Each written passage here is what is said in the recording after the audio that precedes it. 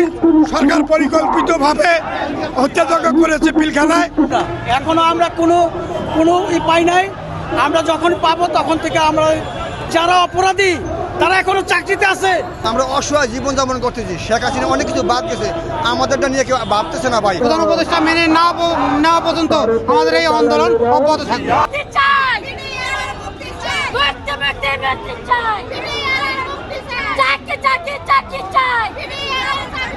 আমাদের দাবি মানতে হবে, আমাদের দাবি মানতে হবে।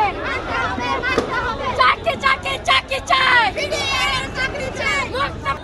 আমাদের চাকরি পূর্ণ বল সমস্ত সুযোগ সুবিধা সহত্ব এবং এই সাদা পতাকা থাকা কোনো মিছিল বন্ধ হবে না। আমরা এই রাজপথ ছাড়বো না, আন্দোলন বন্ধ হবে না। এখনো আমরা কোনো পাই নাই।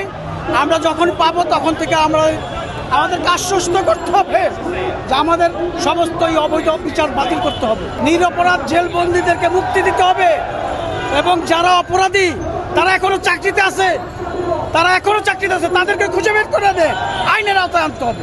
আর ধারা বাতিল করতে হবে, আমরা সীমান্তে অনেক কষ্ট করছি, আমরা অসহায় জীবনযাপন করতেছি। শেখ হাসিনা অনেক কিছু বাদ গেছে, আমাদেরটা নিয়ে কেউ ভাবতেছে না ভাই।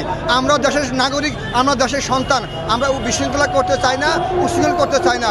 আমরা আপনার মাধ্যমে মাননীয় উপদেষ্টার কাছে জানতে চাই যে আমাদের ন্যায্য অধিকার, যে দোষী তার বিচার আমিও চাই, আমি নির্দোষ আমার চাকরিতে ফেরত চাই। প্রধান উপদেষ্টা মেনে না পর্যন্ত আমাদের এই আন্দোলন অব্যাহত থাকবে। প্রথম দাবি হচ্ছে আমাদের নিরপরাধ বিডিআরদের যারা চাকরিচ্যুত করতে অবৈধভাবে তাদেরকে চাকরিতে পুনর্বহাল, এবং আমাদের বিডিআর ভাইরা যারা জেলবন্দী এখনো আছে, যারা নিরপরাধ তাদেরকে বেকসুর খালা দেওয়া, তাদের জেল থেকে বের করা, যারা অপরাধী তাদের বিচার নতুনভাবে। এটা আমার বিডিআরের সকল কথা আমার দাবি।